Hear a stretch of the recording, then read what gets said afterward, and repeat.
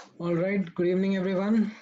So it's 5 minutes past the start time. I am assuming अब participants mostly आ गए हैं, धीरे धीरे ऐड होते जा रहे हैं बच्चे. So let's begin today's session. Let me share the screen with you guys. Right. So this is 14th April. This is batch 2, right? OAPGC 2. Now, couple of quick questions. आप लोगों ने सबने वीडियो लेक्चर्स देख लिए हैं? Yes, sir. All right. Yes, sir. Yes, sir. ठीक है. And I'm assuming कि आप लोगों ने HA3 and HA4 प्रैक्टिस भी कर लिया है और उसके कुछ डाउट्स वगैरह हैं तो आपने शीट में अपडेट भी कर दिए हैं.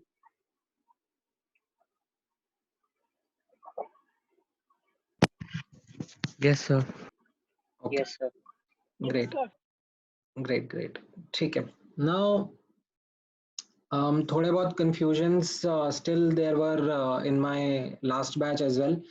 जब मैं स्टूडेंट्स के साथ डिस्कस कर रहा था तो आई एम अज्यूमिंग कि यहाँ पर भी there are some students जिनको कुछ doubts हो सकते हैं, कुछ concerns हो सकते हैं regarding what to do this week, what to do next week. So let me set the expectations clear with everyone.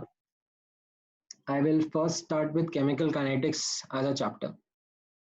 Now the thing is कि chemical kinetics के videos आपको almost 3 हफ्ते पहले, in fact more than 3 weeks पहले आपके साथ share कर दिए गए थे. एंड आप लोगों से एक्सपेक्टेशन था दैट आप लोग उन वीडियोस को देखकर अपने खुद के नोट्स बनाओ एंड इंश्योर करो कि आपको चैप्टर समझ में आ रहा है कि नहीं आ रहा है. सो since the video recordings were also of a class itself, तो उसमें doubt discussion and all was also present. तो आपसे ये एक्सपेक्टेशन थी कि आप लोगों ने वीडियो लेक्चर्स सारे देख लिए होंगे एंड उसके साथ में जो आपके बेसिक डाउट्स हैं, कॉमन डाउट्स हैं, वो भी उन वीडियो लेक्चर्स में एक हद तक कुछ डिस्कस भी हुए होंगे. हैविंग सेड दैट, उसके बाद में we did have doubt session जहाँ पर a live session was organized to discuss the doubts from the booklet. And I completely understand that test आपका था संडे को, उसके लिए आप लोग पढ़ाई भी कर रहे थे उसके लिए, but most of you like just attempted FBO and FBS के क्वेश्चंस. एंड आई अंडरस्टैंड कि उसके पीछे का रीजन यही रहा होगा कि जब आपको वीडियोस मिले होंगे तो 2 हफ्ते तक तो किसी ने कुछ ध्यान भी नहीं दिया होगा. Like everyone would be so much enjoying the fact कि हाँ अभी अब क्लासेस नहीं जाना है, घर पे बैठना है. अनसर्टेनिटी मतलब है इतनी अच्छी लग रही होगी सबको कि किसी को कुछ पता ही नहीं क्या करना है. So I'm assuming that you did not spend a lot of time in studying, and as a result फिर अचानक से chemical kinetics का क्योंकि टेस्ट अनाउंस हुआ तो आपको रियलाइज हुआ कि हाँ ये करना है. एंड देन haphazard way में a lot of students then started doing the chapter. They started looking into the videos. Now based on the Google form that you guys filled, and thanks a lot for filling that form, I kind of got to understand that how you guys were experiencing chemical kinetics as a chapter. आपको कैसा लग रहा था उसमें, आपने क्या क्या करा क्या नहीं करा. तो the sense which I got was कि बैच 2 में काफी सारे बच्चों ने वीडियो लेक्चर्स देख लिए हैं. ठीक है, मतलब a good percentage of students had watched the video lectures and booklet भी काफी बच्चों ने अटेम्प्ट कर लिया है. ठीक है, however बुकलेट में as I saw that mostly FBO and FBS section he attempt किया गया था. और उसमें भी FBS भी आधे से थोड़े ज्यादा बच्चों ने ही करा था. मतलब इट वाज ओनली एफबीओ जो कि आप लोगों ने किया था. सो अब the situation has come down to this that you are expected कि भाई आपको वीडियो लेक्चर्स दिए हुए इतना टाइम हो गया था एंड आपने स्टार्टिंग के वीक्स को प्रोक्रेस्टिनेशन में निकाल दिए, कुछ करा नहीं, बुकलेट्स अटेम्प्ट करी नहीं. तो दैट इज समथिंग जहां पर थोड़ा सा डिस्कनेक्ट आ गया. So in order to work with that, what I had mentioned in the message that I shared in the morning, I will take up the common doubts. वैसे तो मैंने class में discuss किए थे, बट आई अग्री पूरे नहीं हो पाए थे, तो अब मैं उन डाउट्स का लाइक समरी बनाकर उनके रिकॉर्डिंग बना के आप लोगों के साथ शेयर कर दूंगा. As a result, all of you will have access to the doubts that will be there, and you will be able to better uh, you know ensure completeness of the booklet part of chemical kinetics. So this was about chemical kinetics. Now as such, अब बाकी जगहों पर आप लोगों को electrochemistry के link दे दिए गए थे एंड इलेक्ट्रोकेमिस्ट्री आपसे एक्सपेक्टेशन थी कि आप उसके बाद में स्टार्ट करें. However, in batch 1, 2, 3, I did take a detour with the students, and that kind of created some confusion. So let me clarify that confusion. We are not looking to complete volumetric immediately.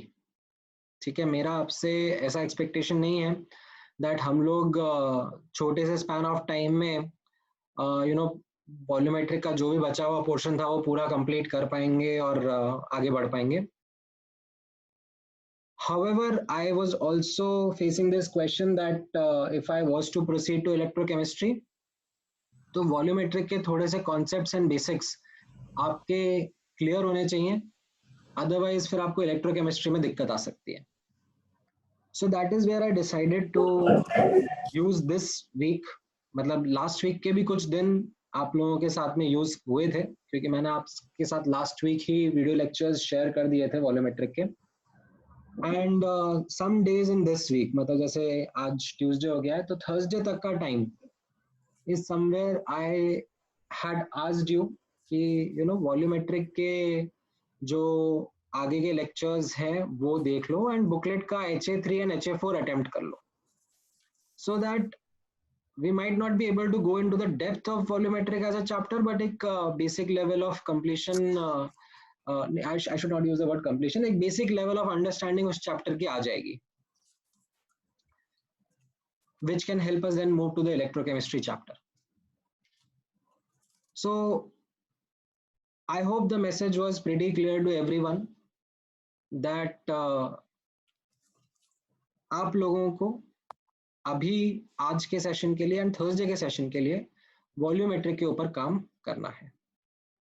अगर आपने वो काम कर लिया है as a first priority, then it is up to you how you want to utilize your remaining time.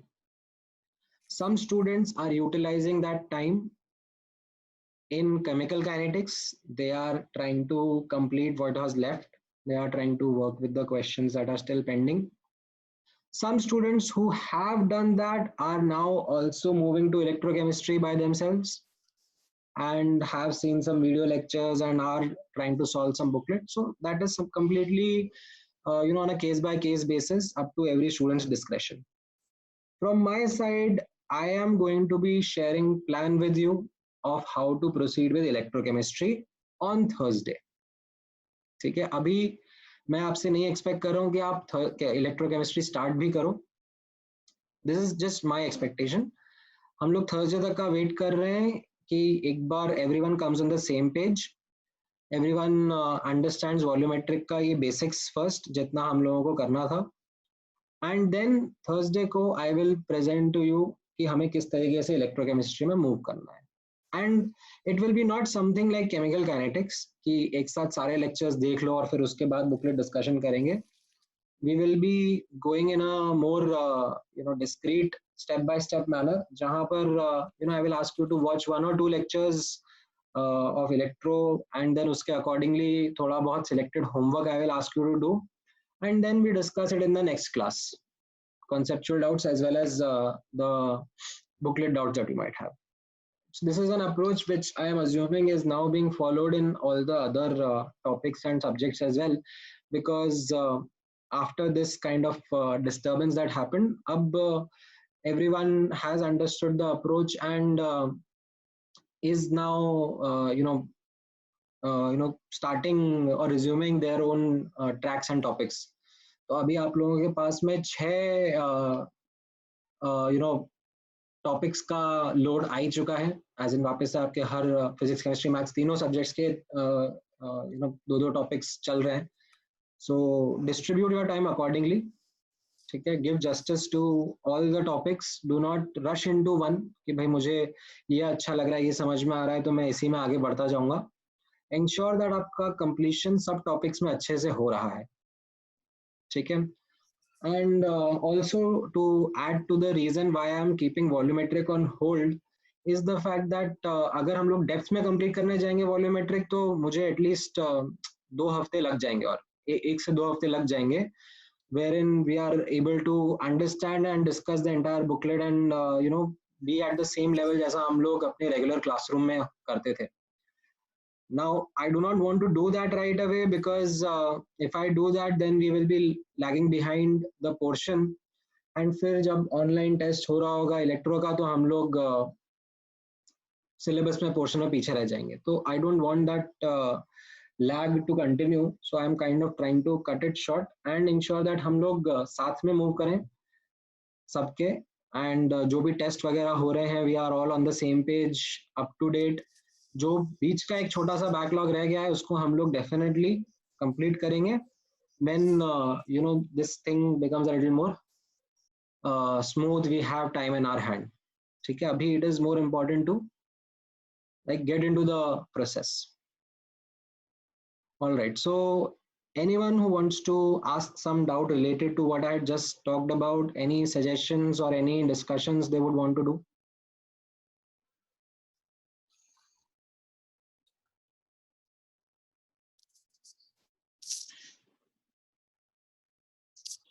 All right, so I'll take that that everyone is clear on this now. So we can begin with this volumetric ka session today. Now what I had yeah, you will not be able to solve okay, so I have got some questions. The first question is, I cannot solve almost half of HA4. So is it because of the incompletion? Yes, it is. मतलब HA4 के starting के 5 question में से एक भी बन जाता है आपसे तो बहुत अच्छी बात है. मतलब वो ऐसा पार्ट है which I would need to kind of handhold and show to you that this is how it is supposed to be, because it is more of the मतलब acid base neutralization के थोड़ा difficult questions की तरफ आता है वो. So don't worry about that. That is not something right now our focus is. हम लोगों को वो डेप्थ में जाना होता तो हम लोग जाते, बट अभी के लिए नहीं जा रहे. Then there is a second question that chemical kinetics directly start करें. Like I did not understand that question. मतलब chemical kinetics start करें मतलब अभी तक आपने start नहीं करा है. How is it like? I'm not. Can you elaborate?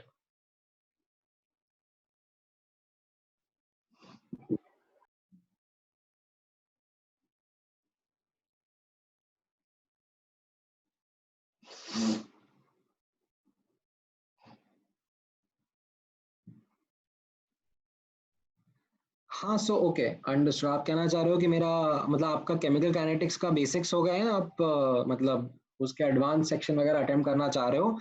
तो as I said that it is something like it used to happen in a regular classroom as well, that chapter खत्म हो जाने के बाद भी आप लोगों के बुकलेट के सेक्शंस आपकी तरफ से बचते थे जो आपको अटेम्प्ट करने हैं, राइट? तो आप लोग अटेम्प्ट करो, ठीक है. एंड मैं ऐसा नहीं बोल रहा हूँ कि हम लोग केमिकल काइनेटिक्स के डाउट्स कभी डिस्कस ही नहीं करेंगे. मतलब it is not something like done and dusted वाला पार्ट. आप अगर जो मैंने इस वीक का आपको बताया था वॉल्यूमेट्रिक का हो गया है आपका, ठीक है, आपने HA3 HA4 अटेम्प्ट कर लिए हैं, आपने वीडियो लेक्चर्स देख लिए हैं, आपने नोट्स बना लिए हैं उनके, तो आप अब आपके पास जो टाइम बच गया है उसमें you can do the advanced sections of chemical kinetics, that is perfectly fine. ठीक है, इलेक्ट्रोकेमिस्ट्री का पार्ट अब इसके आगे से हम लोग स्टार्ट करेंगे। ठीक है, स्टार्टिंग पार्ट में अगेन धीरे धीरे चीजें जाएंगी, तो वर्कलोड इतना नहीं होगा आपके पास में, तो आप उस टाइम में भी अपना पुराना कुछ बैकलॉग देख सकते हैं, बट प्रायोरिटी में जो करंट पढ़ाया जाएगा उसी को रखना है।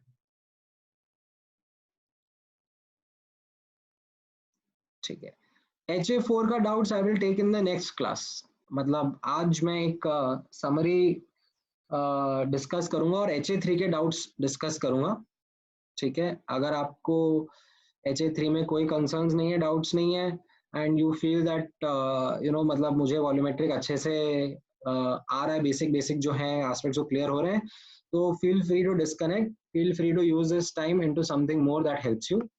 आज का I will be able to discuss the summary of the chapter and HA3। ठीक है, that is something a question that was asked. Let me just go, एक और क्वेश्चन किसी ने पूछा था।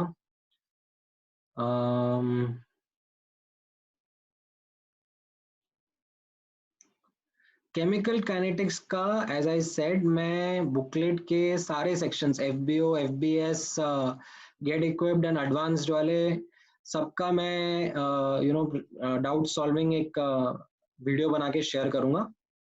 एंड उसके बाद में भी अगर आपको कुछ डाउट्स एंड ऑल रहेंगे तो आप मुझसे अलग से भी पूछ सकते हो, व्हाट्सएप पे भी भेज सकते हो, it's not a concern, it's not a problem.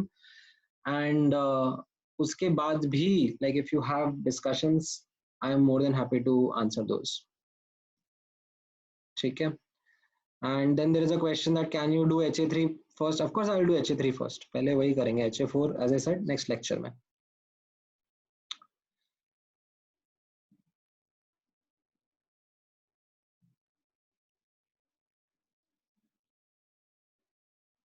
ठीक है,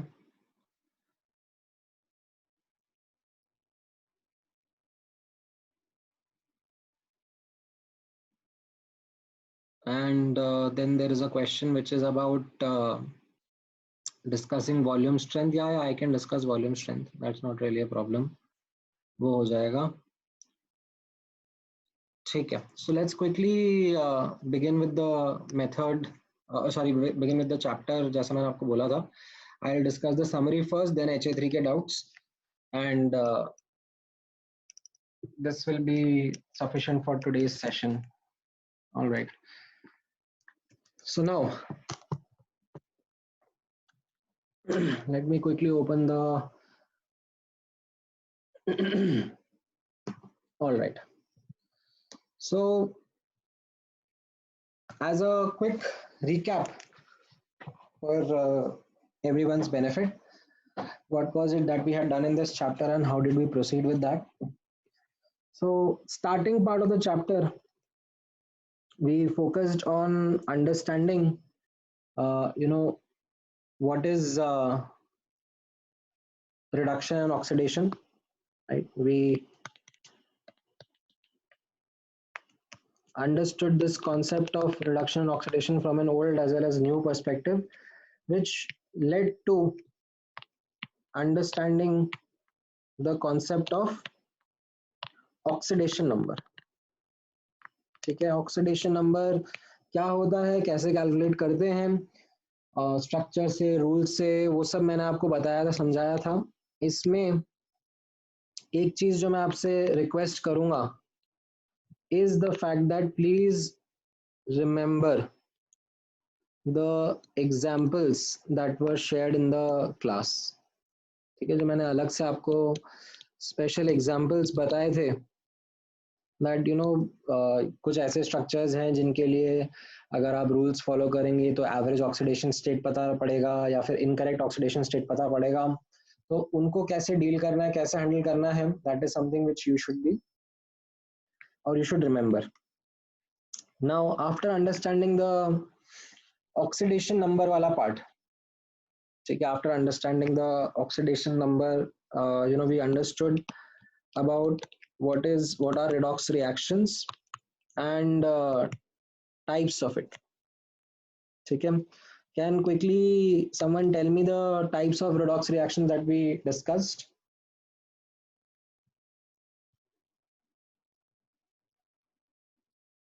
So simple redox, parallel or simultaneous, disproportionation, comproportionation, and intramolecular redox. Right.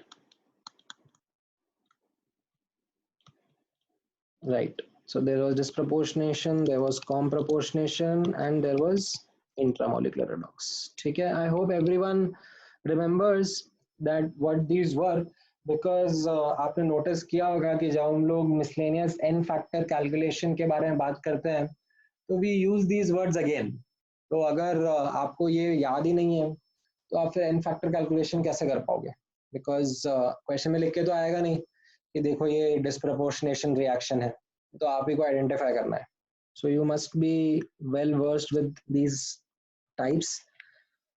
Then after discussing these redox reactions, we went on to another important topic of list of common oxidizing agents and reducing agents. Okay, plus their reactions. This is something that I had asked you to remember.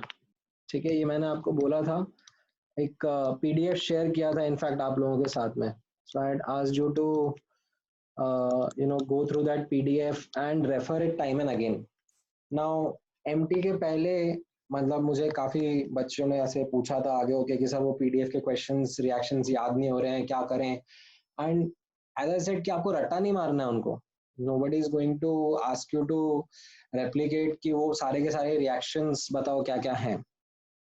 And I had told you कि एक साथ रट्टा मारने जाओगे तो दिक्कत आएगी. आप give it some time, practice more questions, तो बार बार रेफर करोगे तो आपको बेटर लगेगा, समझ में आने लगेगा. So I'm assuming कि अब आप लोगों ने let's say वो lectures देखने के बाद में थोड़े बहुत HA3 HA4 के questions attempt करे होंगे, so you would have then referred to that PDF and recognize the common examples and understood how to work with those common examples. ठीक है? Now after this understanding of the common oxidizing agents and reducing agents, we went into the the equivalence concept part of the chapter. So equivalence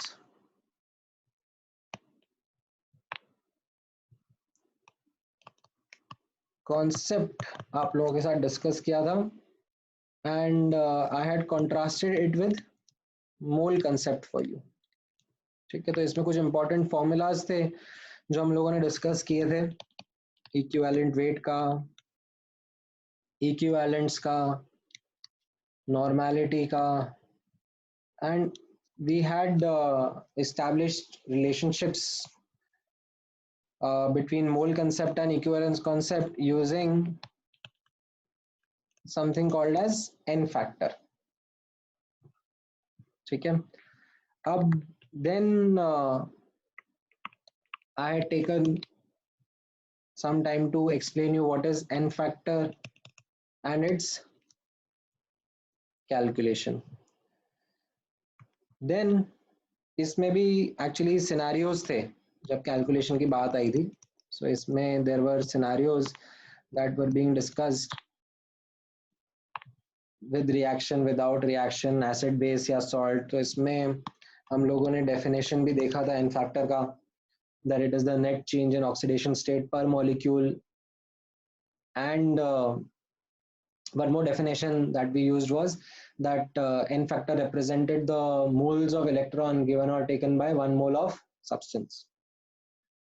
So using these, we practiced some examples of n factor calculation, and then we used law of chemical equivalence to establish relationship between reactants and products without the need of balancing the equation. हमने equivalent बराबर equivalent करना सीखा, and simple cases, simple examples मैंने आपको पहले सिखाए. उसके बाद I showed you miscellaneous scenarios of n factor calculation, because sooner or later we had to increase the complexity. तो बेसिक केसेस तो सही थे जहां पर n factor कैलकुलेट करना था, बट जहां पर we came across examples of comproportionation, disproportionation, intramolecular redox, या फिर एक ही कंपाउंड के अंदर एलिमेंट मल्टीपल ऑक्सीडेशन स्टेट्स में जा रहा है, तो वो सब हमारे लिए मिसलेनियस सिनेरियोज बन गए. एंड उसके लिए मैंने आपको डिटेलिंग करके ऐसे कुछ कुछ सिनेरियोज बताए और उनमें एन फैक्टर कैलकुलेशन करने के बारे में बताया. ठीक है. Now as a kind of a quick summary to those scenarios,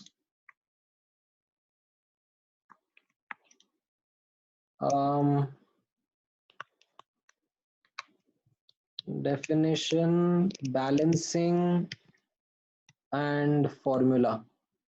Okay, I don't know, I'm making this table for the first time, so let's see if it makes sense. Okay, if it was a simple scenario तो कैसा था, definition applicable था, balancing की जरूरत नहीं थी, formula कुछ नहीं था, हमारा एन फैक्टर आ जाता था. ठीक है. Then even if it was miscellaneous scenario 1 कोई बताएगा मुझे क्या था? Multiple elements in a compound.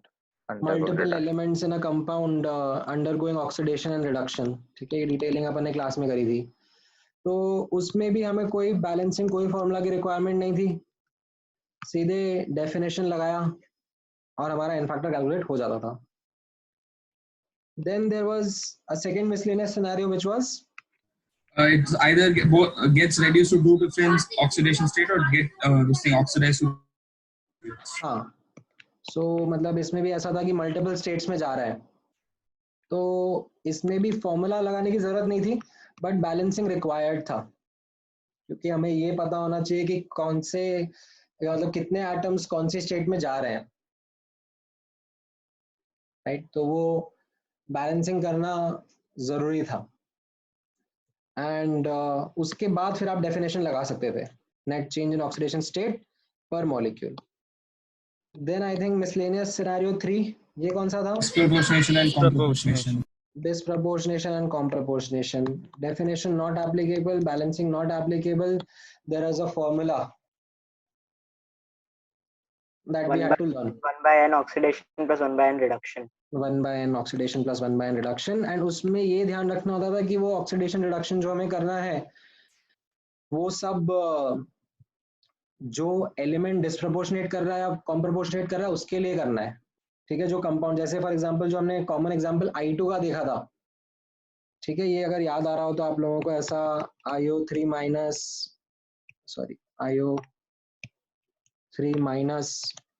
Plus I minus is giving I2. तो हमें अगर इसके, ये दोनों तो सिंपल सिनेरियो आ गए थे, ये डिस्प्रोपोर्शनेशन या कॉम्प्रोपोर्शनेशन का सिनेरियो बन रहा था, तो इसमें जब मुझे फॉर्मूला लगाना था तो मुझे इसी के N factor of oxidation and N factor of reduction calculate करना था. तो उसमें ये इसके दो एटम्स थे, वो चीज का ध्यान रखना जरूरी था. याद आ रहा है?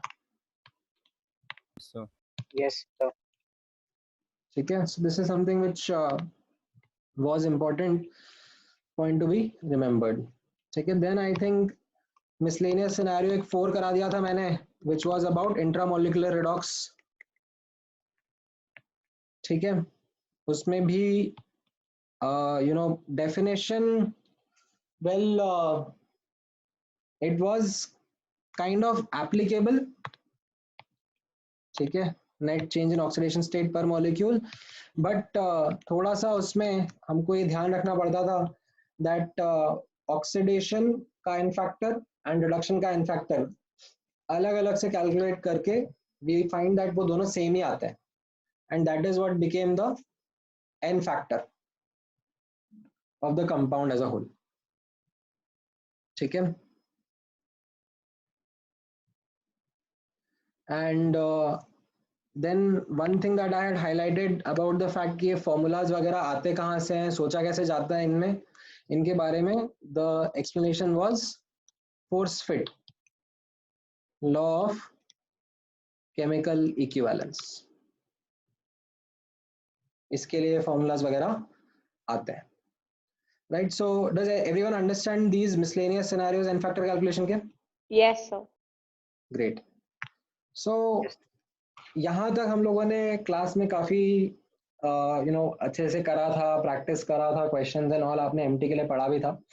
अब इसके आगे का part is something which was not something done thoroughly in the class. In fact, we did not even get the class to do it. So that is what I wanted you to also cover as part of redox titrations. ठीक है. Now, before proceeding further, I would also want to highlight one more thing that ये यहाँ तक का जो part आप लोगों ने देखा है, करा है, ठीक है.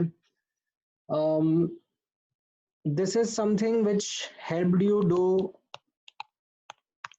HA1, ठीक है. ये आप लोगों ने अच्छे से कर लिया है basis this, ठीक है. Now HA2 is something which you would have not done, or even if you would have tried to do, तो आप लोगों को थोड़ी दिक्कत आई हुई होगी. जिन लोगों ने भी करा है उनके लिए मैं कह रहा हूँ. अब द सिचुएशन इज कि जब आप वीडियो लेक्चर 3 देखोगे तो उसमें HA2 के क्वेश्चंस कैसे करने हैं वो तरीका आपको समझ में आ जाएगा. However, the thing is that because I decided not to go into the depth of it, and this is not something जो कि आपके लिए इलेक्ट्रोकेमिस्ट्री का एक important prerequisite है, I kind of skipped it. That let's not get into the details of HA2 and the associated problem solving with it, क्योंकि उसके लिए एक छोटा सा dedicated time चाहिए ही चाहिए. वो एक बार में ऐसे इतना clearly fit बैठता नहीं है. So that is where I decided, video lecture 4 to 7 पे फोकस करवाते हैं बच्चों से, and ask them to do HA3 and HA4. इसमें भी HA3 आपका काफी कन्वीनियंटली हो जाएगा.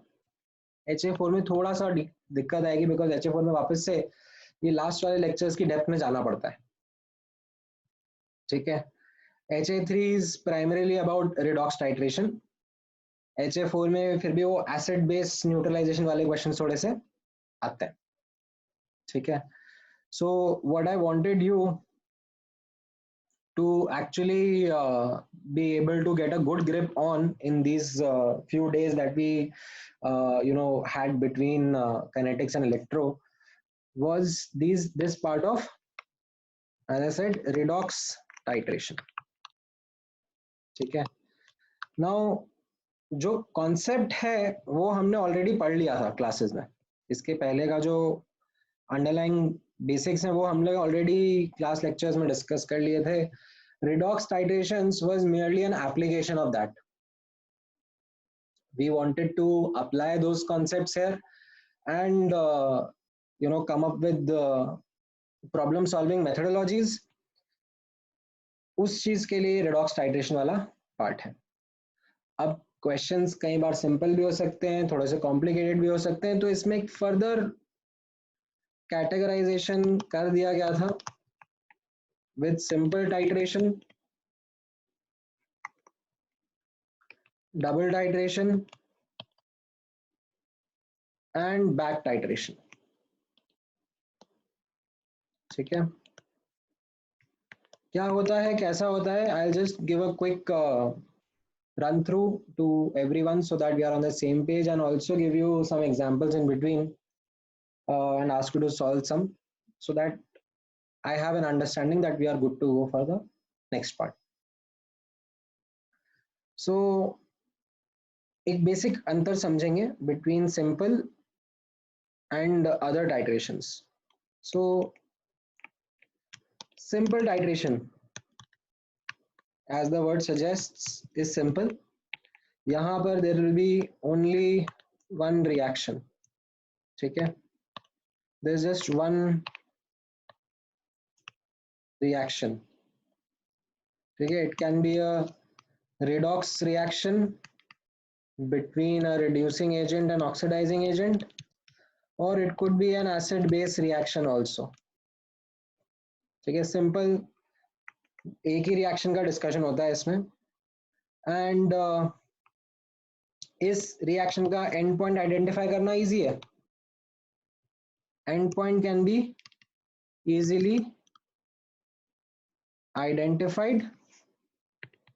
सो इससे क्या होता है, डेटा रेडिली अवेलेबल है कि कितने ml डालने हैं, क्या कॉन्सेंट्रेशन है, ये सब डेटा रेडिली अवेलेबल होता है.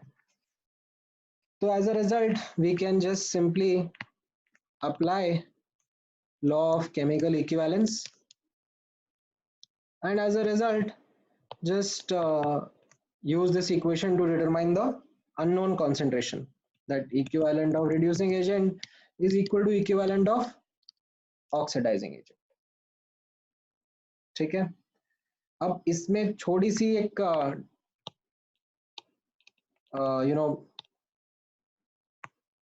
दो आई शुड से की पॉइंट्स रहते हैं प्रॉब्लम सॉल्विंग के.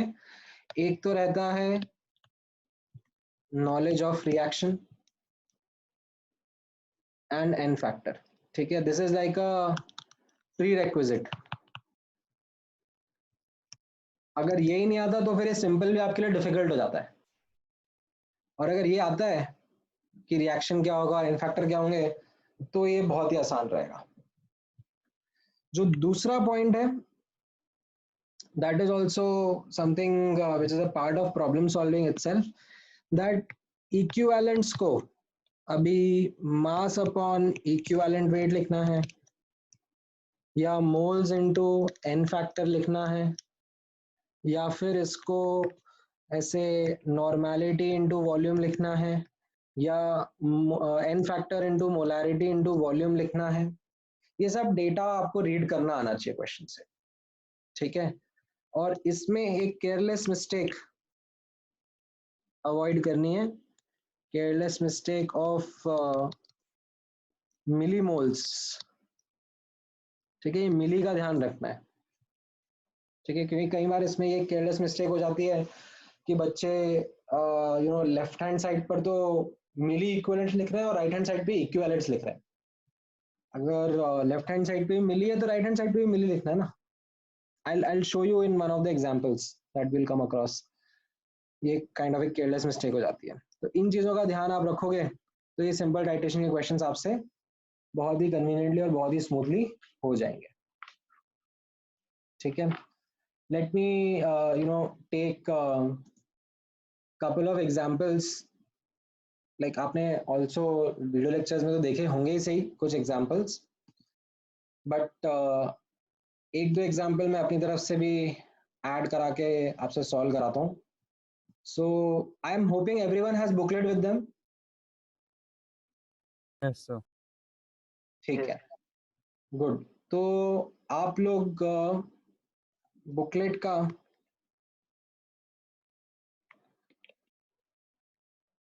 पैसेज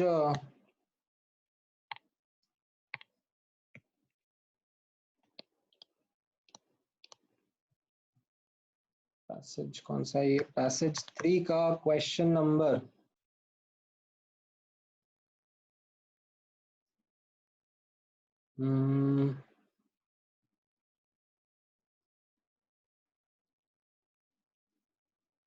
सिक्स ट्राई करो.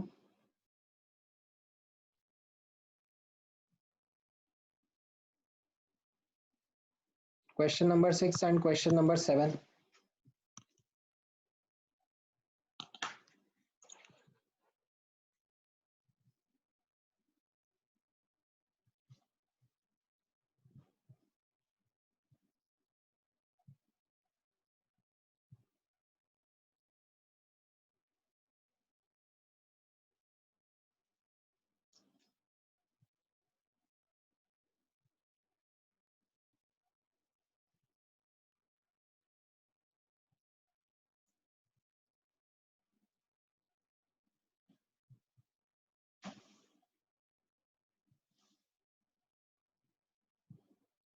ठीक है, ये फॉर्मूला आप यूज कर सकते हो, that volume strength of H2O2 is equal to 11.2 into molarity of H2O2। ठीक है, जिसको नहीं समझ में आया था ना, somebody has asked me कि सर वॉल्यूम स्ट्रेंथ वाला पार्ट बता दो, तो एक बार मैं क्विकली यहाँ पे एक्सप्लेन भी कर देता हूँ कि वैसे तो एक्सप्लेनेशन की कोई जरूरत ही नहीं है अगर आप ये फॉर्मूला याद रख लो तो। ठीक है, बट मैं एक बार एक्सप्लेन भी कर देता हूँ कि हम लोगों ने जैसे क्या डिफरेंट डिफरेंट कॉन्सेंट्रेशन टर्म सीखे हुए हैं, molarity, molality, percentage mass by mass, percentage mass by volume, ये सब कॉन्सेंट्रेशन टर्म्स हैं।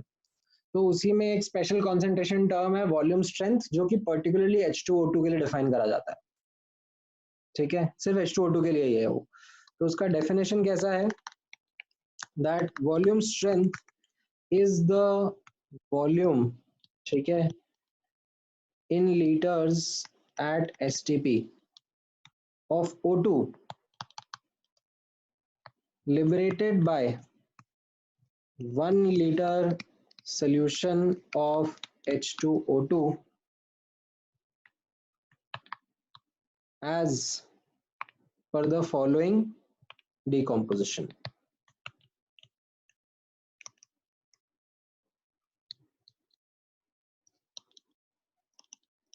The decomposition is H2O2 aqueous goes into H2O liquid and O2 gas। ठीक है, तो इसको बेसिक सेंस में कैसे समझा जाता है कि आपके पास में H2O2 का बॉक्स रहेगा ना, तो उसमें से कितना O2 निकल सकता है उसके बारे में कैलकुलेशन करी जा रही है। अगर आप मोल्स में एनालिसिस करके देखोगे तो लेट्स से आपकी मोलारिटी C है और ये 1 लीटर सोल्यूशन है, तो C मोल्स हो गए, तो इससे आपके C/2 मोल्स ऑफ O2 बनेंगे। C/2 मोल्स का मतलब क्या हो गया, C/2 into 22.4 litre at STP, and यही चीज आपने वॉल्यूम स्ट्रेंथ बोली है, तो वॉल्यूम स्ट्रेंथ आ गया आपका C इंटू 11.2, ये जो फॉर्मूला मैंने आपको ऊपर बताया, that volume strength of H2O2 is 11.2 into its molarity, that's it.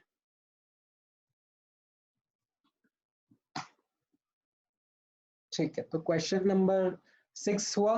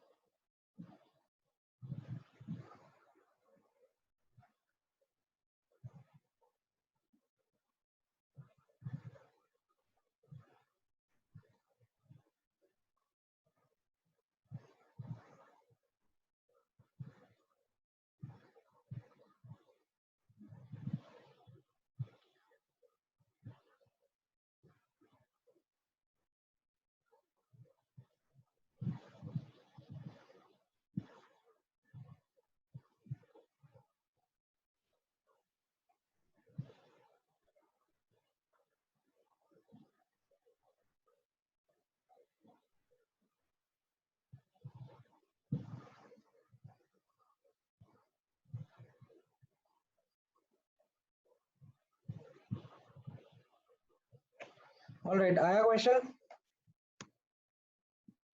Yes, sir.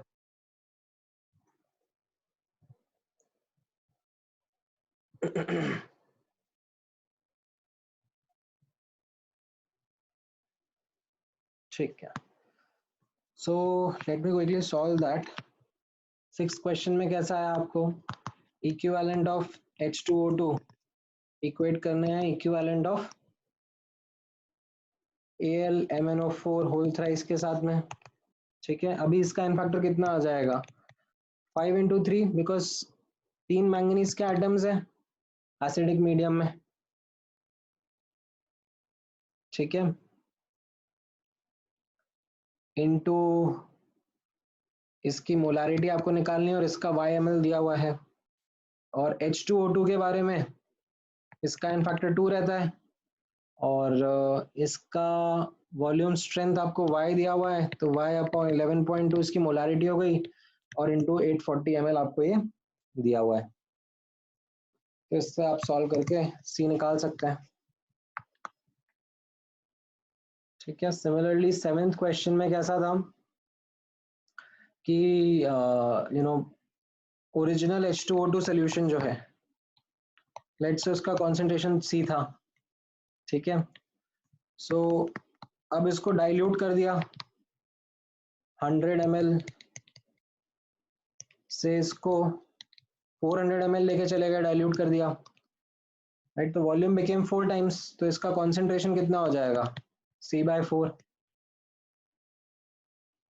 ठीक है, एंड इसका 20 ml अब लिया, तो इसका एन फैक्टर 2 है.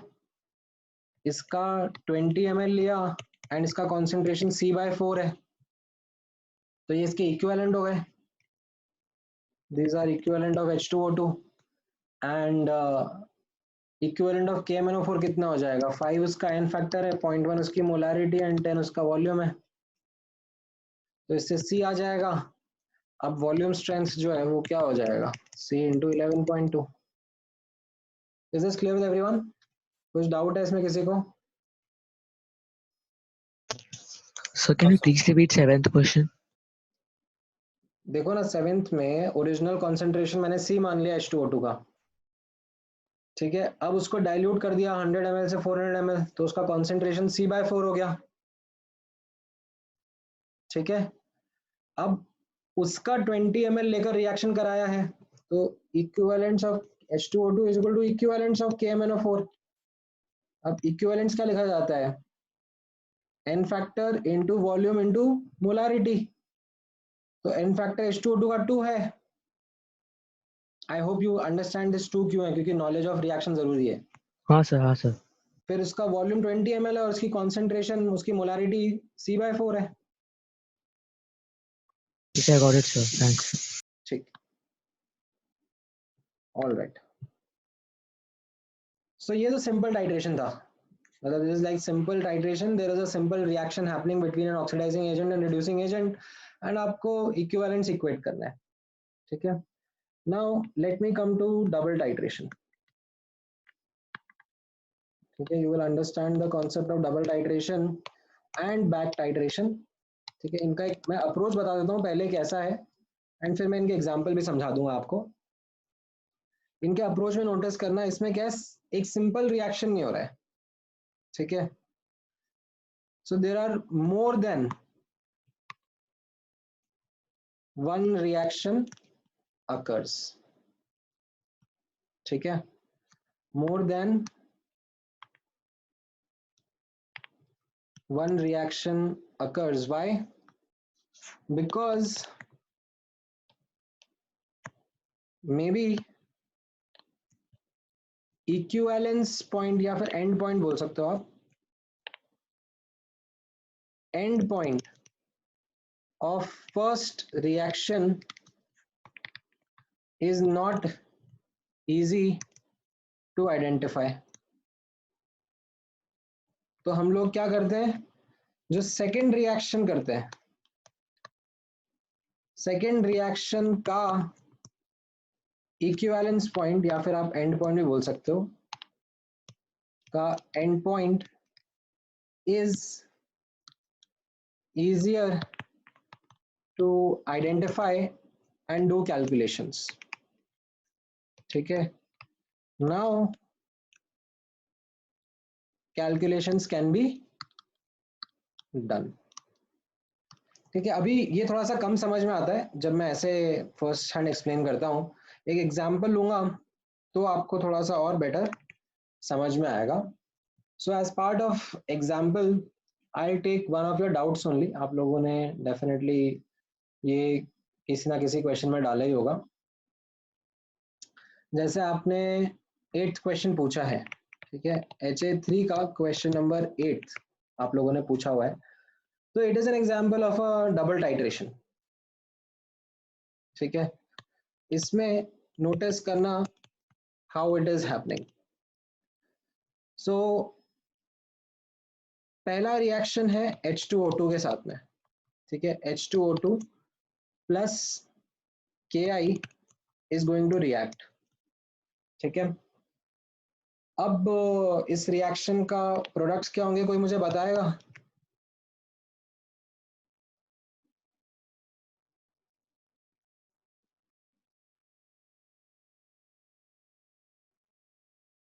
पता होने चाहिए. I2. एक तो I2 बनेगा, यस, और H2O बनेगा. Great. So iodine undergoes oxidation and H2O2 undergoes reduction. ठीक है, यहाँ पे मैंने गड़बड़ लिख दिया, ये यहाँ पे -1 होगा. ठीक है, अब द थिंग इज कि इस रिएक्शन का एंड पॉइंट निकाल पाना मुश्किल है. क्यों? क्योंकि ये I2 खुद ही डार्क कलर का होता है, ये बाकी सब कलरलेस है, I2 खुद डार्क कलर का होता है. तो कैसा हो गया कि रिएक्शन स्टार्ट होते ही डार्क कलर बनने लग गया. अब वो डार्क का शेड थोड़ा सा और डार्कर होता जाएगा जैसे जैसे रिएक्शन प्रोसीड करेगा, बट देन उसकी वजह से एंड पॉइंट आइडेंटिफाई करना मुश्किल हो जाएगा, क्योंकि कब रिएक्शन कंप्लीट हुआ उसका इंडिकेशन ही नहीं मिला. तो हम लोग क्या करते हैं, what we do as part of the work around, हम लोग इसको एक्सेस में डाल देते हैं Ki को. ठीक है, इससे क्या होगा, we ensure that the completeness of the reaction is there, कि रिएक्शन कंप्लीट तो हो जाएगा. एंड उस कंप्लीटनेस से मैं ये लिख सकता हूं कि equivalence of H2O2 is equal to equivalence of I2, जितना भी I2 बना होगा. अब फिर ये जो I2 बना है, ठीक है, इसका हम लोग एनालिसिस करते हैं एज अ सेकेंड रिएक्शन. ये I2 इसको हम लोग Na2H2O3 के साथ में रिएक्ट करा रहे हैं. ठीक है, ये टाइट्रेशन हमें आसानी से आइडेंटिफाई हो जाएगा, क्योंकि इसमें अब कलर चेंज हो जाएगा ड्रास्टिकली. स्टार्च डालेंगे तो स्टार्टिंग में ये डार्क रहेगा और फिर जैसे एंड पॉइंट आएगा ये अचानक से कलरलेस हो जाएगा. और इसके प्रोडक्ट क्या रहेंगे, I- एंड S4O6 2-, ये भी आपको पता होने चाहिए.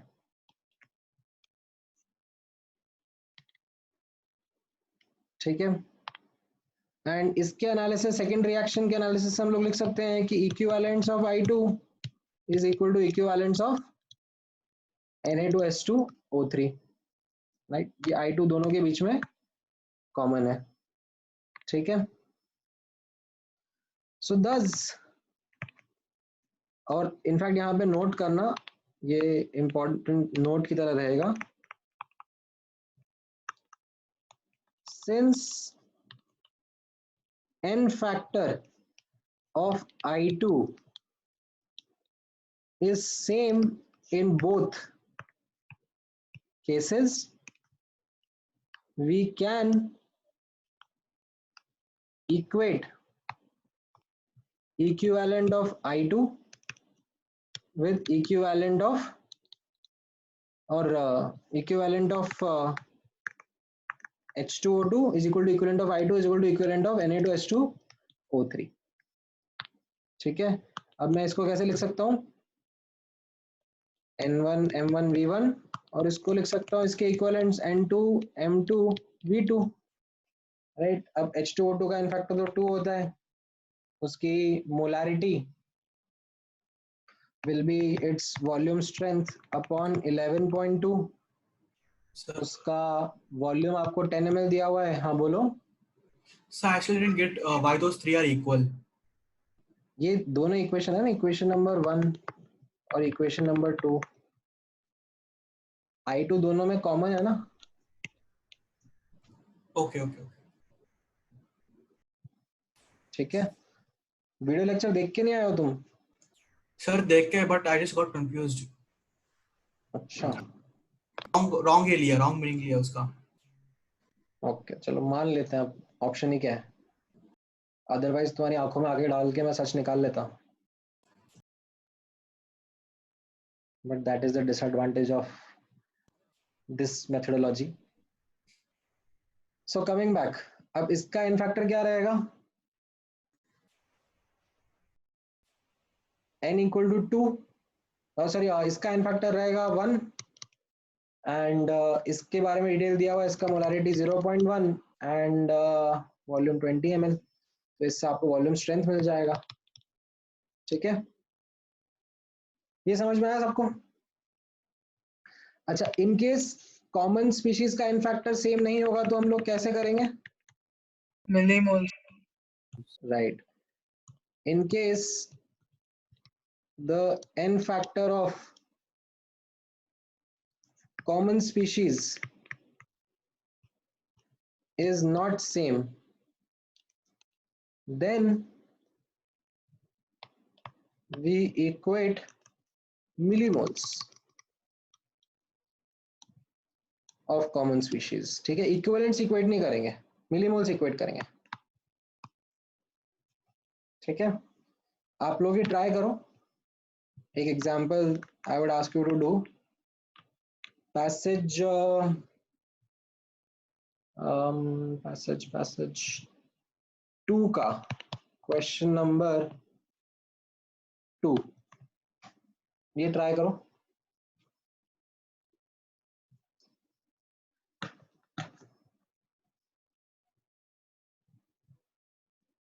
Sir, I had a doubt in iodometric equation titrations.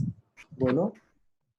Sir उसमें मेरा डाउट ये है पहले कि जो रिडॉक्स रिएक्शंस होते हैं वो इक्विलिब्रियम अटेन करते हैं कि वो सिर्फ फॉरवर्ड डायरेक्शन में होते हैं? Forward, they are all highly forward reactions. Okay okay, तो फिर क्लियर हो गया। ठीक है। हाँ, मतलब इस चैप्टर में आपके लिए साथ जो भी क्वेश्चन डिस्कस हो रहे हैं ना, दे आर ऑल मतलब हाईली फॉरवर्ड ओनली। ठीक है, अगर आपको इक्विलिब्रियम का डेटा दिया जाएगा तो आप सोचोगे कि हाँ मतलब अगर इनको आप इक्विलिब्रियम वाला मानना है कि नहीं मानना है। Okay sir. ऐसे कस्टमाइज करके कोई डिफिकल्ट क्वेश्चन बनाया जा सकता है। ओके।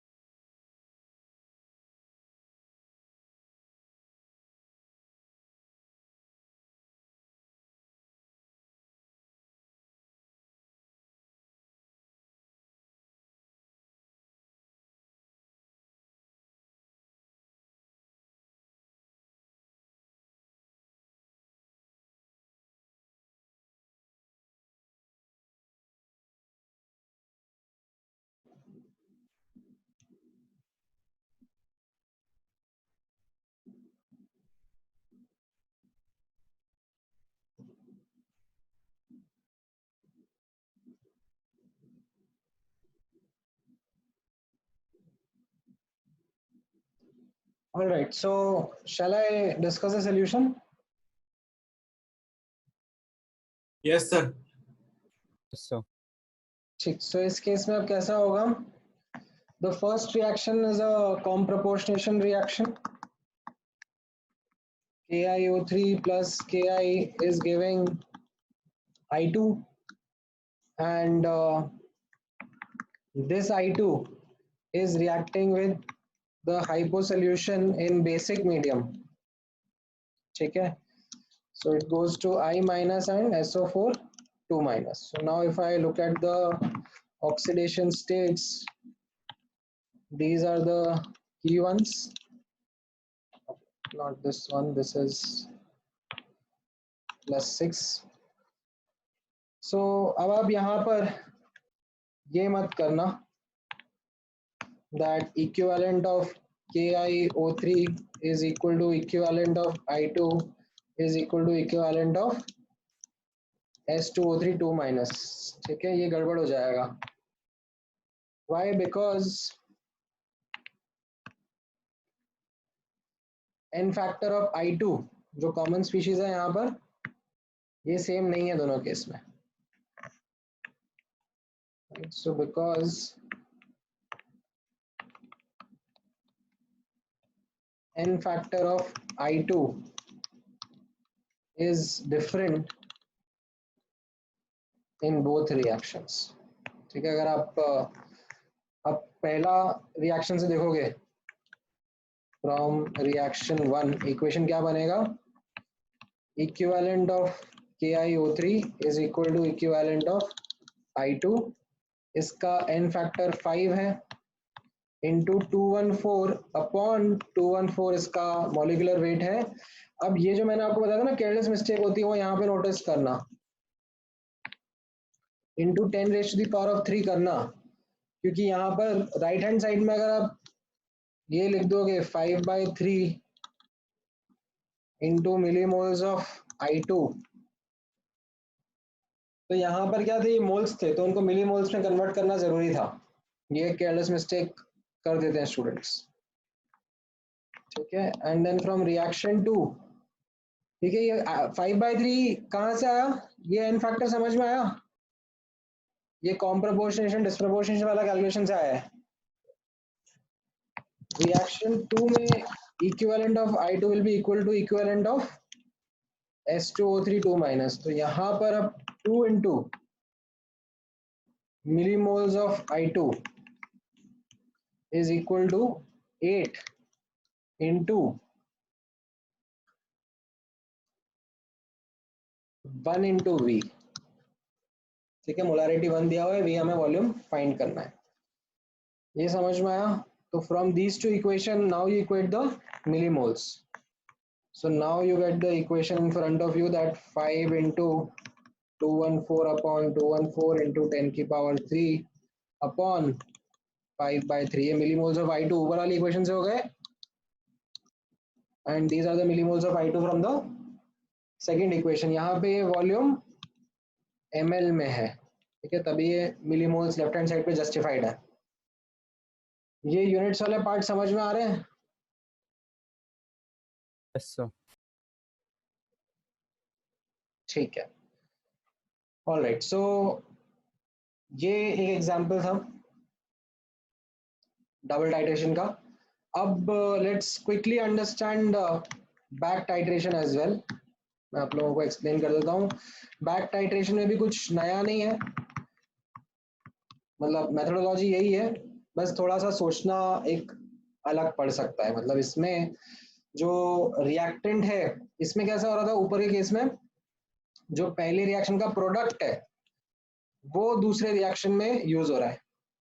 ठीक है, बैक टाइट्रेशन में क्या होगा कि जो एक्सेस रिएक्टेंट होगा पहले रिएक्शन का, वो दूसरे केस में दूसरे रिएक्शन में यूज होगा. ठीक है, एक सिंपल एग्जांपल के थ्रू मैं एक्सप्लेन करता हूँ वापस से. ये एग्जांपल आप लोगों के लिए नोट्स में भी था, तो ये एग्जांपल मैं वहीं से उठा रहा हूँ.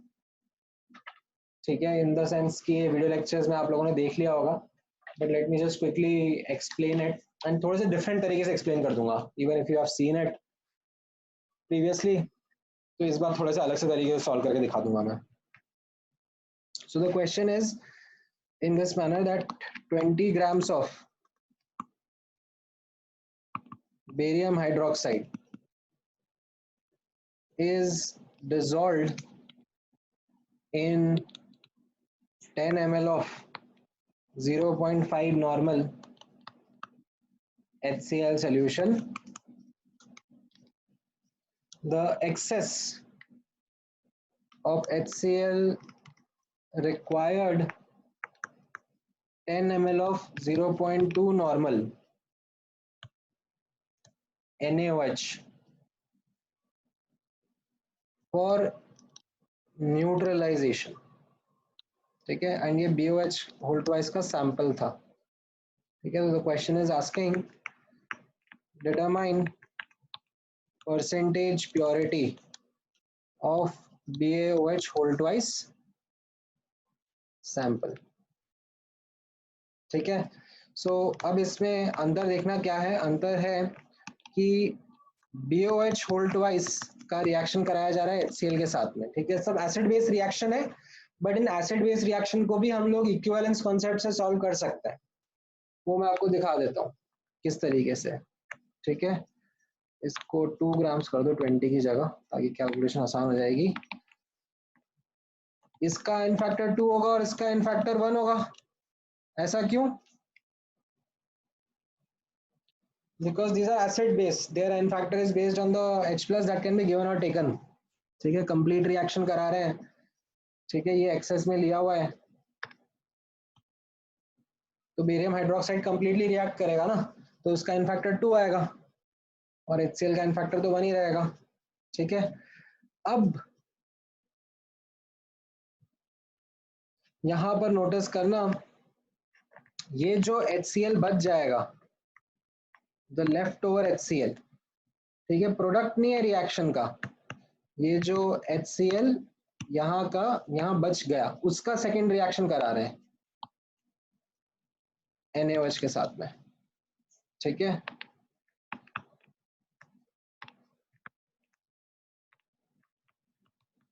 n फैक्टर इसका 1 रहेगा और इसका n फैक्टर भी 1 रहेगा.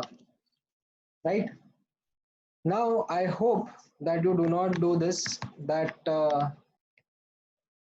common species देखिए और फटाफट equivalent of BaOH whole twice is equal to equivalent of HCl is equal to equivalent of NaOH करने लग गए. इसमें क्या गलती है? So HCl is on the reactant side and not on the product side in the first reaction. हाँ, मतलब HCl क्या है, दोनों बार रिएक्टेंट साइड पर ही है. मतलब ऐसा नहीं है कि यहाँ से HCl प्रोड्यूस हो रहा है और फिर यहाँ पे रिएक्ट हो रहा है. तो the thing is that what you have to do here is that total, rather the correct way of doing there is total equivalent of HCl is equal to equivalent of BOH whole twice plus equivalent of NaOH. ये समझ में आया? अच्छा, ये भी मैं क्यों लिख पाया, इसमें भी नोट कर लेना. I was able to write this because the n factor of HCl is same in both the reactions. N factor of HCl is same in both. ठीक है, otherwise I will have to go with millimoles again. Otherwise I will have to do millimoles analysis. ये समझ में आया? अब यहाँ पर आपको डेटा दिया हुआ है कि ये 10 into 0.5 है और ये अननोन रहेगा आपके लिए. ठीक है, इसका n फैक्टर 2 है, बट मिलीमोल्स पता नहीं है आपको. ठीक है, मोल्स नहीं आएंगे यहाँ से, मिलीमोल्स आएंगे, वापस से गड़बड़ हो जाए. यहाँ पर ये मिलीमोल्स आएंगे और इसके बारे में बोला जा रहा है कि ये 10 ml और 0.2 है. तो मिलीमोल्स ऑफ बेरियम हाइड्रोक्साइड आपके आ गए 3/2. तो मोल्स और यू कैन से मास हो जाएगा 3/2 इंटू 10⁻³ इंटू मॉलिक्यूलर वेट, तो ये ग्राम्स में आएगा. और फिर आप परसेंटेज प्योरिटी की बात करते हैं.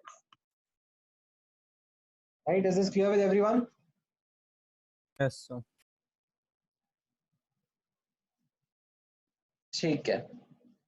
So like these were the basic examples that I wanted to discuss with everyone, so that you all are on the same page on how to do these titration basis questions. Now if you have any doubts, so you can shoot them right away, or then I can move to the this thing, HA2, sorry, HA3.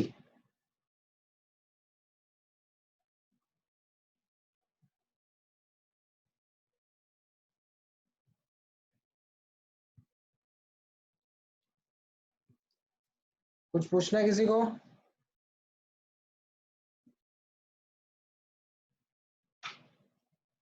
किसने डाला है कुछ chat पे? नहीं डाला है. So I'll take that as a no. कुछ नहीं पूछना है.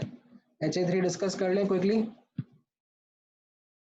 All right, so let's go to the spreadsheet and मैं पीछे से डाउट डिस्कस करना शुरू करता हूँ. 13th क्वेश्चन का डाउट पहले ले लेते हैं एक बार. HA3 13th question. इसमें क्या हो गया, बस ये सिंपल ही है. HNO3 को 4 इलेक्ट्रॉन मिल रहे हैं, तो नाइट्रोजन किस स्टेट में जाएगा? यहाँ पे नाइट्रोजन अगर +5 में है तो ये कहाँ पे जाएगा? Anyone?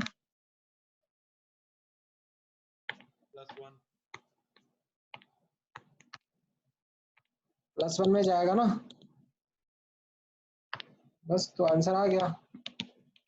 Only option B matches. We had done this in class. हाँ बोलो, थोड़ा तेज बोलो. Discussed this exercise already. HA3 का सर कुछ क्वेश्चन किए हैं सारे. Yes, we had only some questions. पर ये हुआ था I guess शायद. हाँ ठीक है, अभी बचे हुए भी कर लेते हैं, मतलब ओके. क्वेश्चन नंबर 9 में कैसा है? P plus Cr2O7 2 minus, it is going to PO4 3 minus Cr3 plus and H2O. So it's okay. ये 0 से +5 में जा रहा है, क्रोमियम +6 से +3 में जा रहा है. इसका इन फैक्टर 6 रहेगा और इसका इन फैक्टर 5 रहेगा. तो इन दोनों के इक्विवेलेंट्स इक्वेट करना है. Equivalent of P is equal to equivalence of Cr2O7 2 minus. So 5 into इसके moles is what we have to find out, is equal to इसका इन फैक्टर 6 into इसके moles है 0.2. That's it. Then 8th question में H2O2, 10 ml of H2O2 solution, excess of acidified solution of Ki is added. The iodine liberated needs 20 ml of 0.1 molar Na2H2O3 solution. So, okay. ये तो अभी So you अपने just made us do this. Yeah, just did it. Then 6th question. 6th question में भी simple है. Equivalence of KMNO4 is equal to equivalence of reductant. ठीक है. अब इसमें नोटिस करना, ये कैसा रहेगा? 20 into 0.01 into इसका इन फैक्टर 5 रहता है एसिडिक मीडियम में. अब इसका इन फैक्टर कितना होगा? 2, क्योंकि इसकी डिटेल्स दी हुई है कि एक एटम है और सॉरी 2 एटम है और एक का चेंज हो रहा है. और इसका मोलारिटी है 2.52 divide by molecular weight. Moles आ गए 1 लीटर के अंदर, तो ये मोलारिटी आ गई एंड वॉल्यूम इसका 25 ml दिया हुआ है, तो इससे आप मॉलिक्यूलर वेट निकाल लोगे इसका, ठीक है। देन फिफ्थ क्वेश्चन में अगेन AS2S3 प्लस HNO3 के बारे में दिया हुआ है that it goes through H3ASO4 and H2SO4 and NO. Look at the oxidation states ना, आर्सेनिक यहाँ पर सल्फाइड है, ये सल्फर -2 होगा, आर्सेनिक +3 होगा, HNO3 में नाइट्रोजन +5 होगा, यहाँ पर आर्सेनिक +5 है, सल्फर +6 है, नाइट्रोजन +2 है। तो अब इस केस में कैसा है, both arsenic and sulphur undergo oxidation, तो इसका एन फैक्टर कैसे निकालना पड़ेगा, 2 का चेंज हो रहा है 2 आइटम के लिए एंड 8 का चेंज हो रहा है 3 आइटम के लिए, तो इसका एन फैक्टर 28 रहेगा।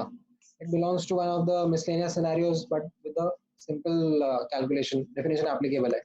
यहाँ पर एन फैक्टर 1 आइटम है, 3 का चेंज हो रहा है, तो बस अब आप कैलकुलेट करो, equivalent of AS2S3 is equal to equivalent of HNO3, so n into 28 is equal to 3 into 1, ठीक है। इससे आपको मोल्स आ जाएंगे, बेसिकली मोल्स है।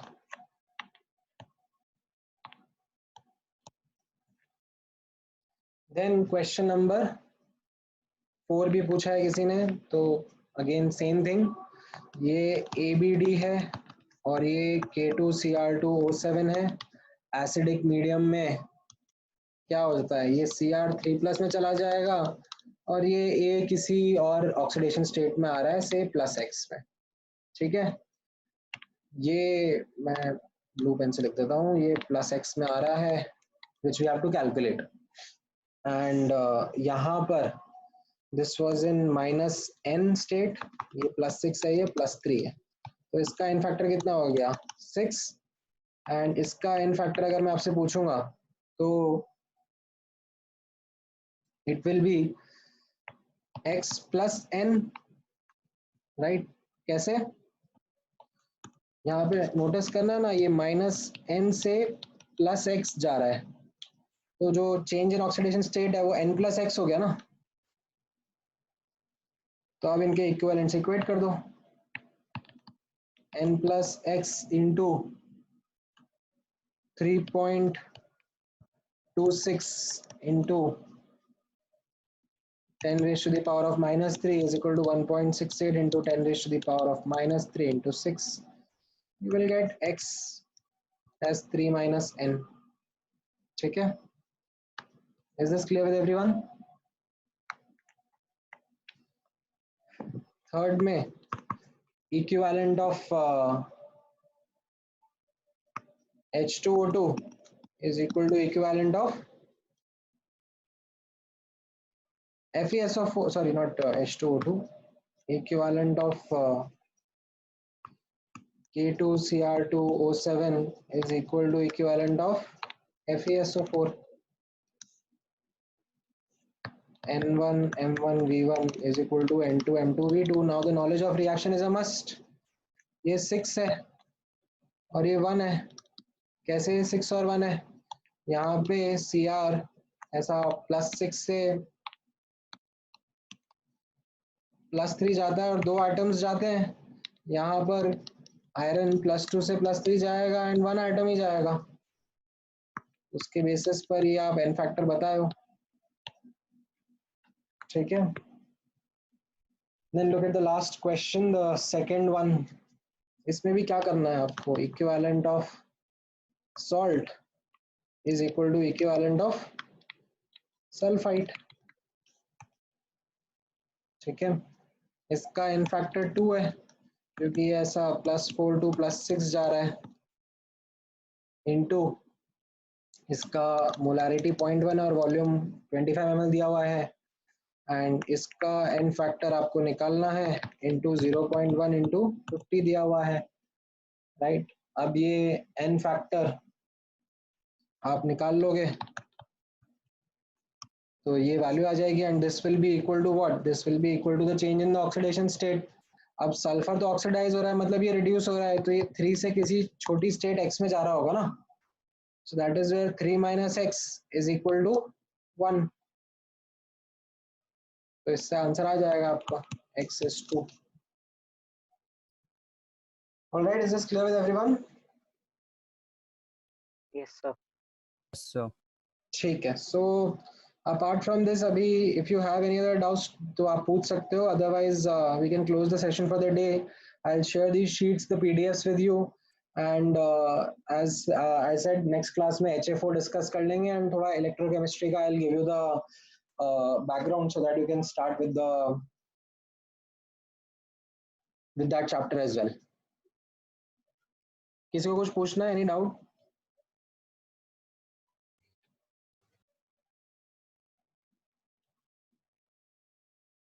so All right. So then let's close the session for the day. Thank you guys so much. Thank you, sir. thank you, sir. Thank you, sir. Thank you, sir. Bye, Thank guys. you.